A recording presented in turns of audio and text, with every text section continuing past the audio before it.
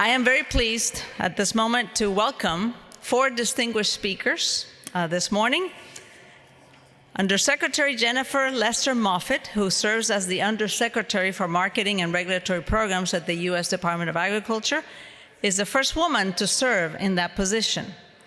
At USDA, she provides leadership for the Agricultural Marketing Service and Animal and Plant Health Inspection Service. And I can tell you, as a former Undersecretary for Food Safety at USDA, it's so important that these agencies be led by strong people, and certainly a strong woman in this case. We also will have Ambassador Lisa Carty, representative of the United States of America to the Economic and Social Council of the United Nations. And also, she serves as alternate representative of the United States to the sessions of the General Assembly of the United Nations. Third is Ndidi Okonkwo Nwuneli, founder and executive chair of African Food Changemakers. She is the founder of LEAP Africa and co-founder of Sahel Consulting Agriculture and Nutrition Limited and AACE Foods Processing and Distribution Limited. And finally, Undersecretary Jose Fernandez, the U.S. Department of State Undersecretary for Economic Growth, Energy, and the Environment. He leads the State Department's bureaus and offices that stand at the center of the Biden-Harris administration's efforts on climate change, clean energy, health, supply chain security, food security, and other economic priorities. Well, Undersecretary Fernandez and I have something fantastic in common. We are both immigrants who came to this wonderful country, the United States of America. Through hard work, here we are, 2 Cuban Americans, so thankful for the opportunities afforded to us, which brings us both to this forum, addressing this amazing gathering of incredible leaders. So Undersecretary Fernandez will begin the session, and we will provide key remarks about the International Year of the Woman Farmer. So please join me in welcoming all of our speakers to the stage. Good morning. Good morning. I'll tell you, I've been in this office for about 2.5 years. I have never had a Cuban American introduce me. That's wonderful. Great. Thank you, Dr. Morano, and good morning. Let me start by thanking the World Food Prize Foundation for hosting today's event. The World Food Prize Foundation is a long-standing partner of the State Department, and it's a very valuable partner in what we're trying to do on the agricultural side. And I'm pleased to be here today, and I've been in several other events hosted by the World Food Prize, and I'm just pleased to be here today to support their vital work, as well as the work that they do outside of the U.S. and otherwise. It's always a happy moment.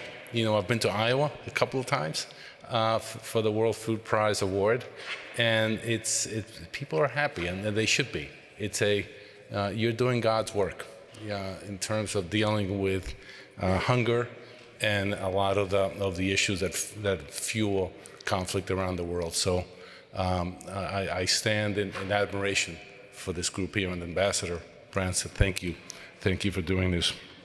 I'm delighted to be here for another wonderful event, the first in your new DialogueNEXT series, and I'm joined on stage by a number of esteemed colleagues, Ambassador Carty from the U.S. Mission to the UN, Undersecretary Moffitt from the U.S. Department of Agriculture, and Ms. Ndidi Nwuneli from the African, got that right? From the African Food Changemakers to discuss the International Year of the Woman Farmer.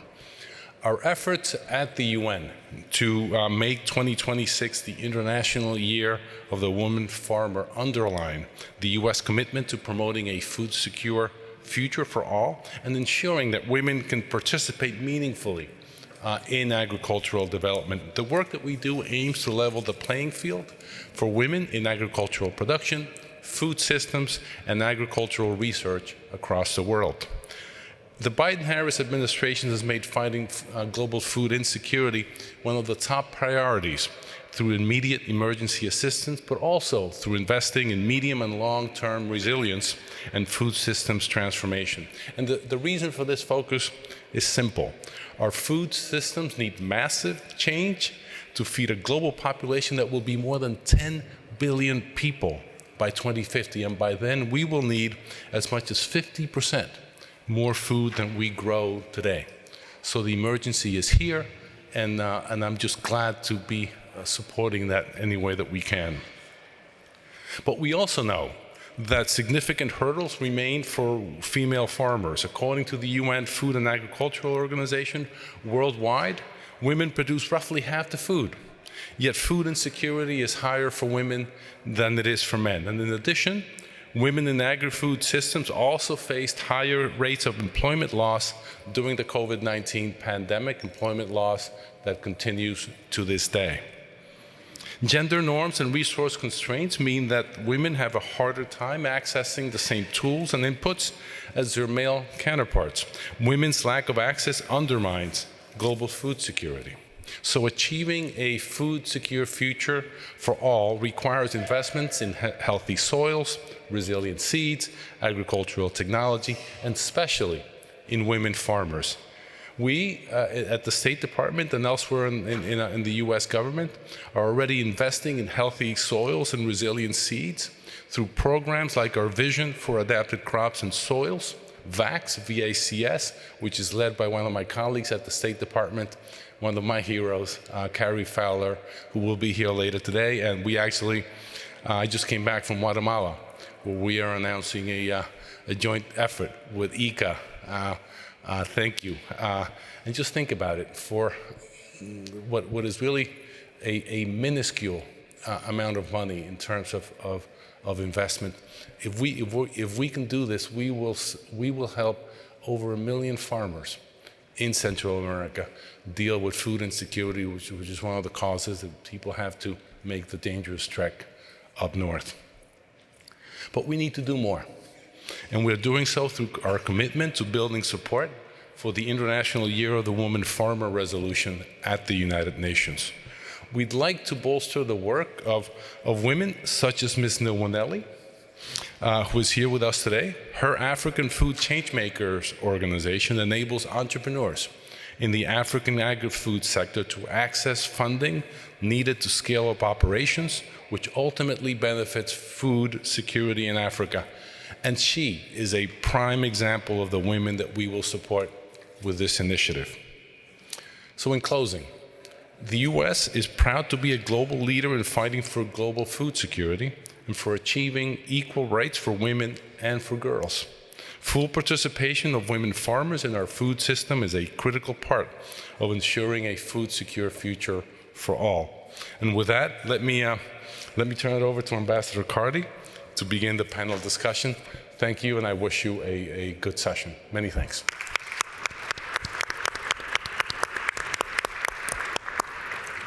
Well, thank you so much, Undersecretary Fernandez, for being with us this morning, for introducing the concept of the International Year, and certainly for reminding us of the really critical importance of supporting women farmers who are so central to be able to meet the needs of a growing global population.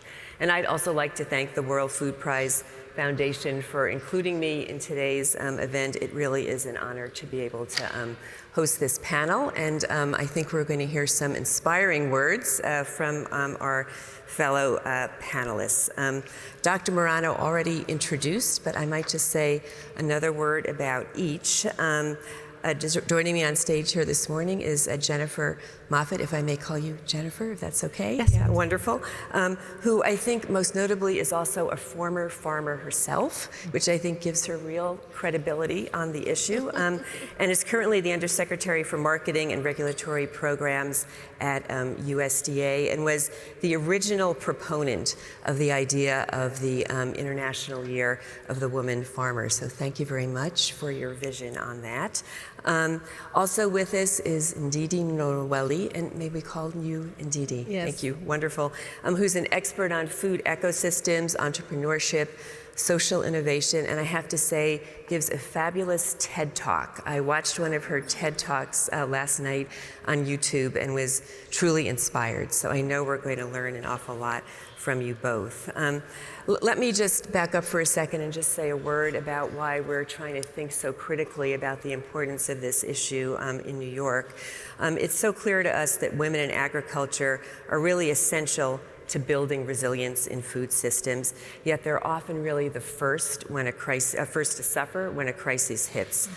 For us at the U.S. mission to the UN in New York, promoting food security and gender equality across all our entry points at the United Nations is really one of our top priorities.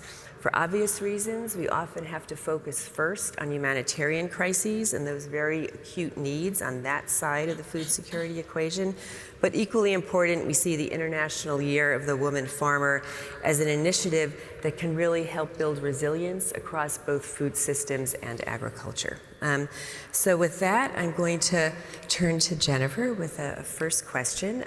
So we heard Undersecretary Fernandez mention that the global food security situation is trending in the wrong direction. And I'll just add that we are off track on meeting so many of the Sustainable Development Goals, but in particular SDG 2, the one focused on no hunger.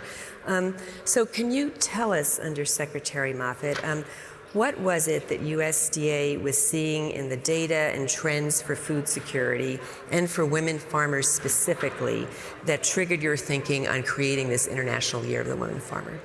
Well, thank you, Ambassador Carty, and it is a pleasure to be here today and to be part of this conversation, and I want to recognize and thank the World Food Prize Foundation for organizing this event. Opportunities that we seek to elevate and promote women in agriculture to overcome gender inequalities are really key to addressing global hunger, key to addressing and building more resilient food systems in the face of climate change. Undersecretary Fernandez talked a little bit about this, and I want to really just expand on this. This key fact that he mentioned, that women are responsible for roughly half of the food production globally. And given that women farmers continue to rely on weather-dependent crops, continue to rely on all different factors that are really deeply impacted by climate change, this will impact the incomes and livelihoods of what female and low-income farmers across the globe. As the FAO recently released, there is new information highlighting how climate change leads to a widening of gender inequality. Climate change leading to a widening of gender inequalities. So during the past 3 years, USDA has been engaged as a leader in advancing climate-smart agriculture in the Biden-Harris administration, working on a commitment to reducing emissions and increasing carbon sequestration in agriculture here at home and abroad. We've made major investments to improve forest health, to decarbonize rural infrastructure, invest in innovation, build resilience in the sector, and to use and expand the use of climate-smart agriculture practices through things like voluntary incentives and technical assistance, so that we are making sure that our programs and that the practices reach all farmers, no matter their size, no matter their background. I believe these investments are making a difference now and will make a long-term difference as well, especially as we are thinking about supporting women in agriculture. So the FAO's 2023 report of status of women in agri-food systems is a resounding call to action for us, and I think for all of us here in this room. It's highlighting the challenges that women farmers face around the globe. And as we know, the creation of work in agri-food systems, especially rural women, enhances the well-being and provides opportunity for economic growth, incomes, productivity, and resilience. We need more empirical data and analysis, and we need to also spotlight the role that women farmers play in combating the climate crisis and overcoming food insecurity, as well as the Sustainable Development Goals that you mentioned, Ambassador Carty. Women in agriculture, both as farmers and as policymakers, are paving the way for a better future, but their voices often go underheard. I think we're at really a critical turning point right now, making sure that the next generation of women are leaders, they're educated, they're encouraged, and they're empowered to make more sustainable and a resilient future for all of us. So that's why we're really proud to be working with the US-UN mission in New York for a campaign for the United Nations General Assembly to pass a resolution for 2026 as the International Year of the Woman Farmer, so that women farmers have better access to technology, land, credit, and education, and so much more. Thank you. Thank you, Jennifer, and thank you for framing your response a little bit as a call to action, right? Because I think my sense is that's what this group is about, it's about action. So, Ndidi, someone who has a lot of experience with driving action, you have such depth across so many fields, particularly in business, which is really going to be a critical component of driving action following the agreement on the International Year of the Women Farmer. If successful, we really hope this initiative will empower women farmers to ensure their own food security and economic stability, both through improved agricultural practices on the farm, but also as change makers and leaders across the system. So can you tell us a little bit about the dual importance of empowering women farmers to achieve better results on the farm through improved crop yields, for example, but then also being leaders and entrepreneurs who can pave the way for future generations? Thank you so much for this opportunity, and thank you to the World Food Prize Foundation for inviting me. Yeah, so I'm so excited that you're pushing this effort, and I think it's critical. In Nigeria, 2 years ago, the World Bank released statistics that women farmers generate 30% less productivity than their male counterparts. And women SME entrepreneurs, small and medium-sized enterprises, generate 60% less profits than their male counterparts. And so if we're going to address this issue, we have to use a multi-pronged approach, which is what I've started doing through the work at Sahel Consulting, African Food Changemakers, and ACE Foods. One is we have to ensure that when we provide seeds and fertilizer and crop protection products, we also empower female extension workers. Because in many of our contexts, the extension services are still male-dominated. Agro-dealer networks, while very effective, are still very male-dominated. And so it's really about systems change. It's not enough to focus on one piece of the puzzle, but it's important to look at the entire ecosystem that affect the lives of women. Only 4% of financing goes to female farmers.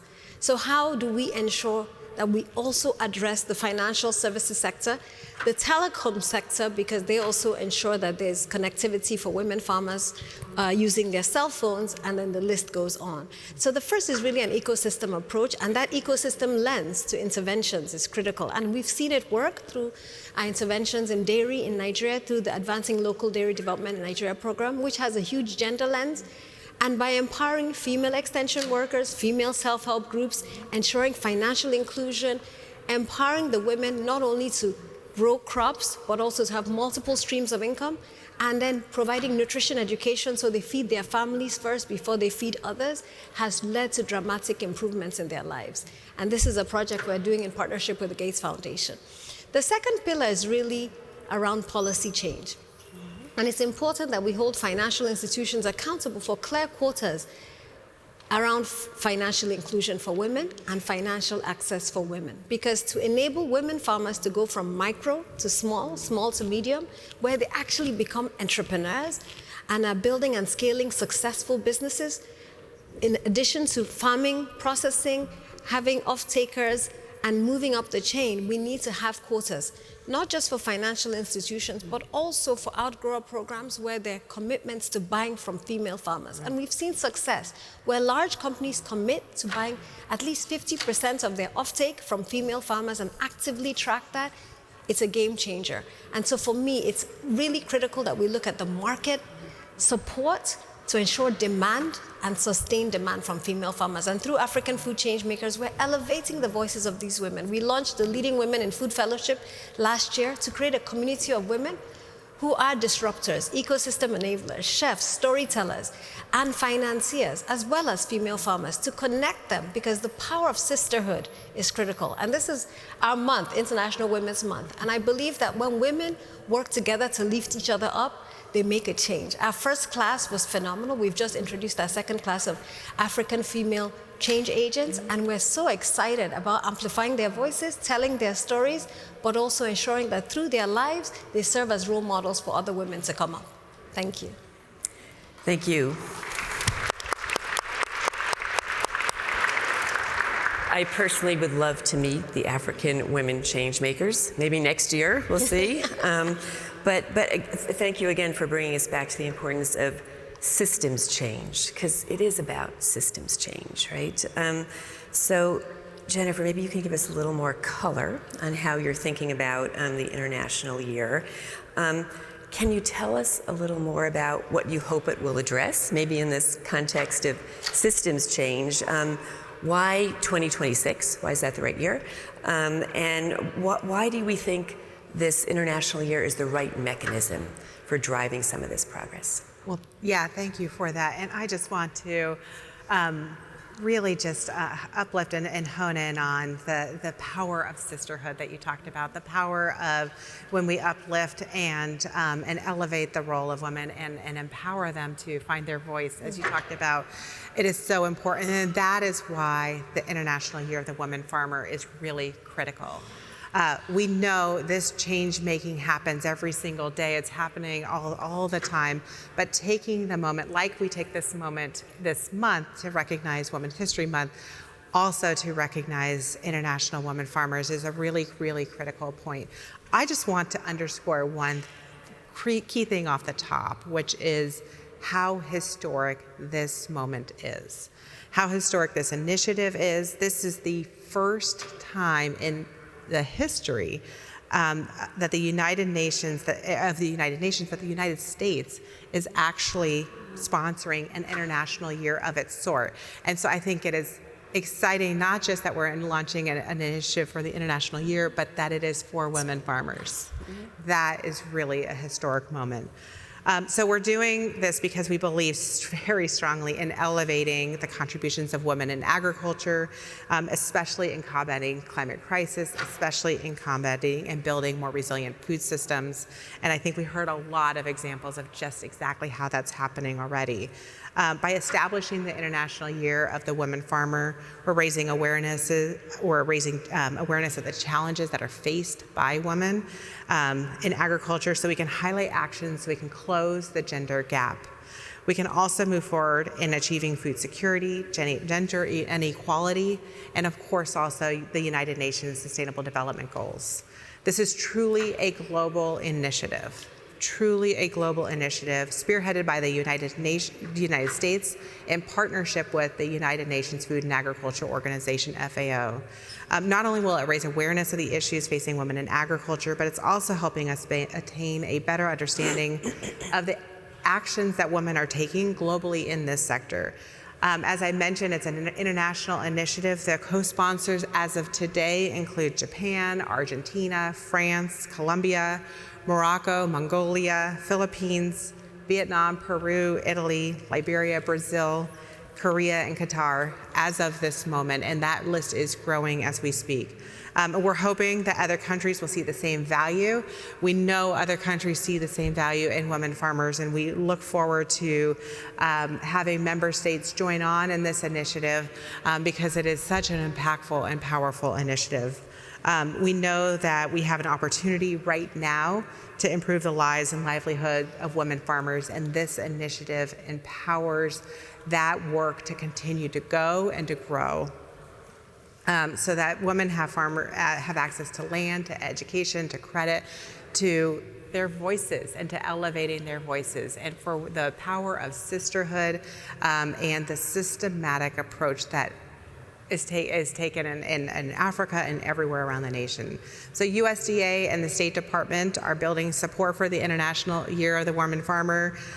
We're seeking proposals for other member states, and we'll be submitting this to UNGA for consideration in May. So it's moving quickly, which is also really wonderful. Why 2026? You asked that, Ambassador Carty. Why 2026 is to generate momentum. It also gives us time for the FAO and private sector, NGOs, member states to develop concrete, actionable deliverables.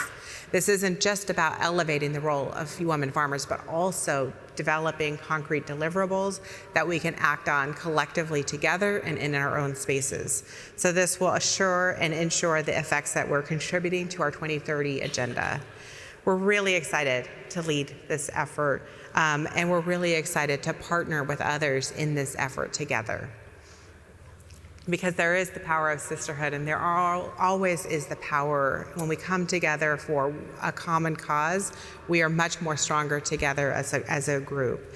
So I believe we have a really unique opportunity to be the change that we need to see in our industry, to be and to build the unique legacy and stewardship of innovation and productivity. I know it can be challenging to be a woman in agriculture. I know this firsthand and personally, but breaking glass ceilings, and I look above us, and I feel it's a very fitting place to be in here, but breaking glass ceilings and helping ourselves and each other reach new heights is so important and what sets us apart for the next generation. Together, we're going to turn our challenges into opportunity. Together, we're going to empower women farmers. And together, we're going to lead the charge for sustainable agriculture and empower countless more folks to join us in this cause. So I look forward to working together with all of you and so many more around the globe. No, thanks. Thanks, Jennifer. Bravo on that. You know what? I would just add as a personal reflection, one of the things I've been doing in New York is going to other governments represented at the UN New York and asking them to support this initiative. And not one has been hesitant. It's been so interesting to see, because this really is a moment when there's a lot of division in the world.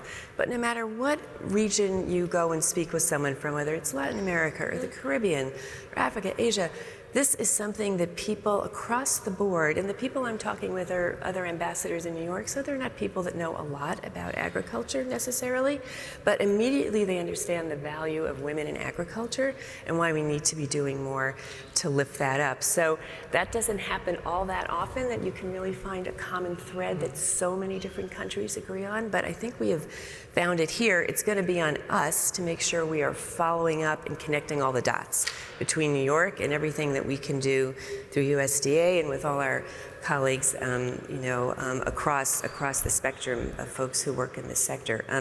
So Ndidi, I think really important question for you. Again, I love the practical nature of this conversation.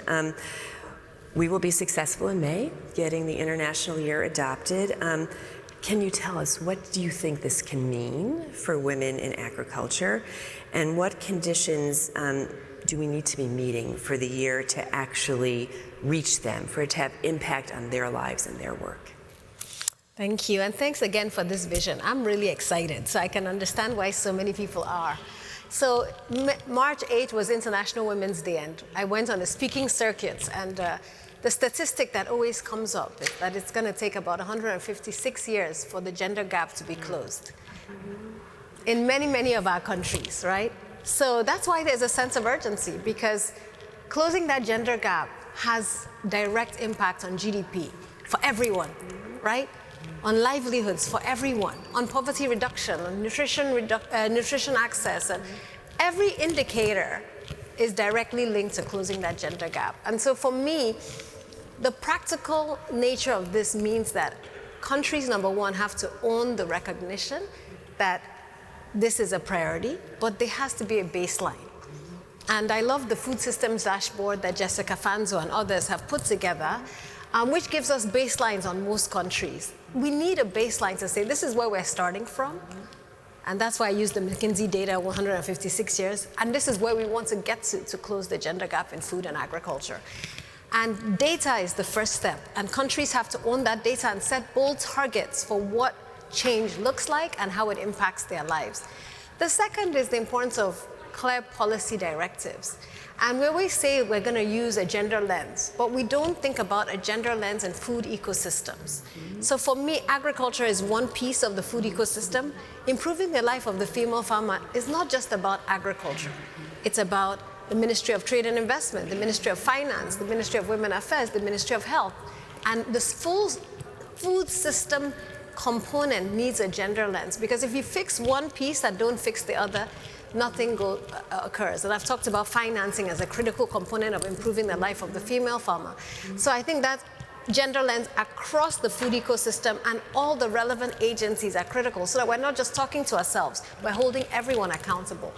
And then beyond that, it's also important to have clear policies around local sourcing. And I want to underscore this, because in many of our countries, while we address productivity improvements, we haven't addressed the local sourcing policies. And in many countries, and Brazil is an example that inspires me, they start off with 30% local sourcing, and now they're up to 60%. So it's school feeding, it's public procurement, it's WFP work. Everything has to be geared to source from female farmers in countries and track how much of that money is going back to those female farmers. And unless we hold ourselves accountable for changing how we procure food globally, we're not going to improve the lives of those at the bottom of the pyramid. And the last thing for me is really around accountability, transparency in reporting our actions. I've been very excited about commitments by UN agencies, and I'll be upfront. I was very involved in the food systems, the year of the food systems, the dialogues, the ideas. And when we came back to Rome 2 years later, many countries didn't have a lot to show for it. So let's hold ourselves accountable and have champions in each of these countries and make sure that the female farmers are included in those dialogues themselves and the women leaders. And so when we come back to reports, let us hear from them. Has anything changed? And if it hasn't, what can we do about it? For me, accountability and transparency, because women do things differently. Let's ensure that women at the table and hold ourselves accountable to achieve results. I'm excited about what we can do together, and I look forward to coming back here to celebrate our impact together. Thank you. I have to say, I love the specificity of that answer. Thank you so much. And some of the key things you just mentioned, good data, good policy, inclusivity, women sort of driving the change and really shaping the environment. We've seen that across so many sectors. My own background's in public health. We see the exact same things that we need to do more and do better of in public health. So we have 1 minute and 45 seconds left. Just going to go with one quick last question to you. This is not one we rehearsed beforehand. But I hear a theme about, wouldn't it be great if this conversation could continue in a year or two with this kind of focus? Say we could regroup in 2 years. So we'd have a year of implementation, maybe, of the Year of the Woman Farmer. What is the one thing you would most like to see most change? It's it's like a lightning round question. One thing. Okay, well, I'd say one thing would be ensuring, so in Nigeria, 10% of land is owned by women. I'd like to see 50%, right? I'd like to see 50% of financing go to women. That's why data is important, because then it allows us to track. I'd like to see a shift in all of the indicators to show us that we're going in the right direction, not backwards. And I think if we hold ourselves accountable and hold others accountable, we can make that shift happen. Absolutely. Jennifer? Well, from the policy standpoint, I think one thing that I'd really like to see changed is the commitment and the not just the commitment on paper, but the commitment in action from governments, really shifting the paradigm, investing in women farmers, finding what is right in that own system, right? What is right for the United States is even within our own states in the United States is different, but really seeing a concerted effort and actions already starting to take place to invest and empower and to grow women farmers. Great. Thank you. Will you join me with a round of applause for these two wonderful leaders, please? And I do get to have the last word. The last word actually is that we really need all of you to be able to deliver on everything our two panelists have just spoken to. So this really is a community with civil society, philanthropy, NGO, women leaders, academia. Really, everyone has a critical role to play. So let's be inspired by Shantae's words this morning. What did she say? No matter how long or how hard, you need to keep going. So I hope we will manage to keep going in the direction you've both set for us. Thank you again.